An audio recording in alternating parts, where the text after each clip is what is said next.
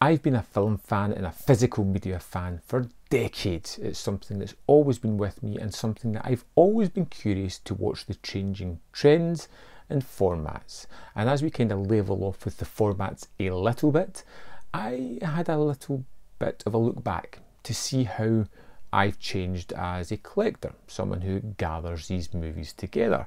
And I kind of noticed there was a strong change personally within the 2015 to 16 range, where I really started to collect boutiques. Back then there was two mainstays that I had. It was Eureka and Arrow, and one day when I was organising, taking a step back, I noticed a lot of these labels reoccurring throughout my collection, and that's the first time that I ever pulled them out and gathered them together. An instant attraction to that uniformity of having the little arrows or the Eureka Masters of Cinema label there. It was something that kind of struck me, and it was at a time where movies were a lot more affordable, particularly the Masters of Cinema, where I was picking up titles in sales for £4.99, £5.99. It's where I gathered the bulk of that collection. And since then, I've seen the increase, or I've noticed more boutiques coming constantly. We have 88 films, 101 films, we've got Arrow, we've got the BFI, we've got Artificial Eye, we've got Eureka, HMV have their own range, we've got Network, Indicator, Second Run, Signal One, Shameless, Second Sight, Studio Canal, Third Window Films, Nucleus, countless more. These are becoming more and more prominent, and this is where I have noticed the large purchases come from. You know, no longer do I buy regular studio releases. There is an odd occasion, but it's something that is few and far between. It has to be a spectacular kind of movie or something that I really love to go and buy that. And the reason behind that for me is, take Tenet. Tenet came out, I wanted to see the film, I did see it, I liked it, I want to have that in my collection. Was I going to buy that immediately upon release? No, it was £25 for the 4K, a little bit ridiculous. Can I wait to maybe it's on offer for £10 or maybe in a 2 for 30? That seems more viable. It's not a movie that's going to sell out. It's not going to be one that I'm going to struggle to pick up at a later date. So when I look at the newer releases of movies from studios, I gauge on how badly do I want to watch that movie. Am I happy to wait a period of time and get it at a far more attractive price point? Boutiques, on the other hand, do the complete opposite. They're releasing older movies, movies that have maybe been forgotten, cult cinema, maybe it's art house cinema, but they tack on the limited edition.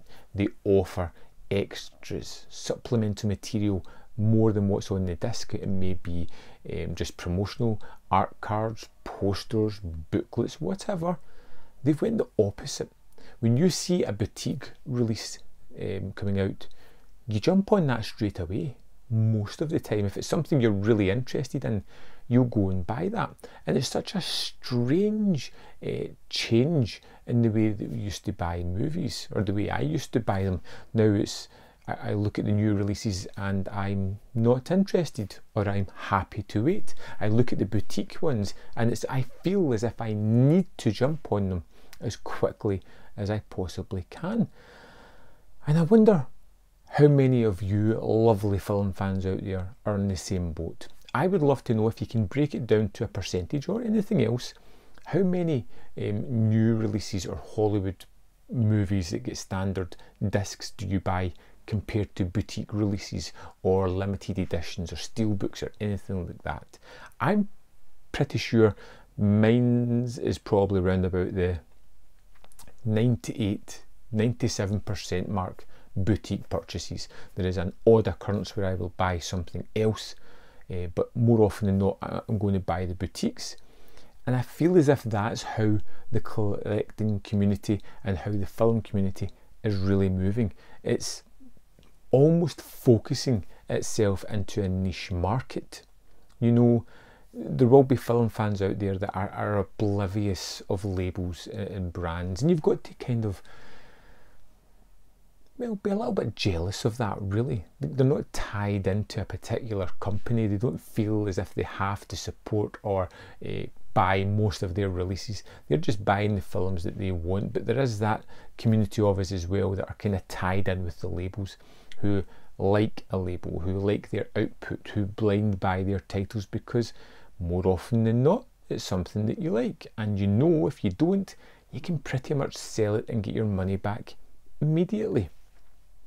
It is as though we're pushing the market into becoming niche, the way that vinyl has kind of taken back a little bit of that lustre that it lost a while ago. It's become a fashionable product, and I feel that this could be what happens to movies.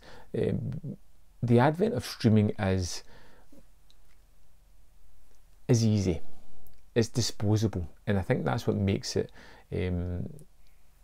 so well used and so popular. It becomes parts of the lexicon. You know, Netflix and chill, it's everywhere. You know, it's everywhere. Probably we all have a streaming service of sorts, but we've spoken before about the curated movie collection that we all have and love. But I feel as if we're going to get more niche. I feel as if we're going to get to a stage where almost everything is a boutique release of sorts. You know, we may even get to a stage where bigger titles are coming out solely on various labels, because that's where a lot of the purchases are going to come from, the higher price point purchases. Sure, studios can saturate a market with copies of movies, but those are the kind of things that you end up seeing in Poundland or cheap second-hand stores. You can buy them for ridiculously low prices.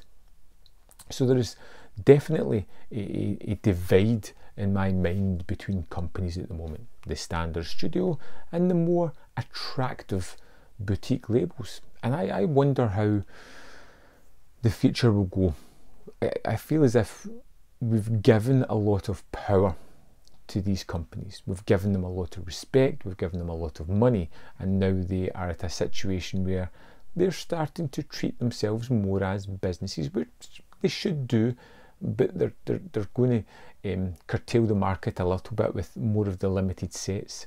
I think boutiques are great because they curate movies. They get wonderful movies, they give them restorations that they need, and we're not focusing on the constant stream of new typical movies. We're getting strange oddness from 70s, 80s, film noir, silent movies, thanks to the boutique labels. And these are the kind of movies that you don't get on streaming services. Mostly. There are some exclusions like Arrow's streaming service.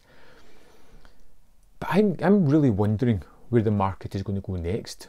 Where will boutiques go? What will they end up doing? Are they going to become the predominant releases that we see, or will we still get the standard releases constantly that seem lesser somehow? Anyway, I'd love to know your thoughts on this subject and where you think the market is going to go. Let me know in the comment box below, and I'll see you next time on Man v Film.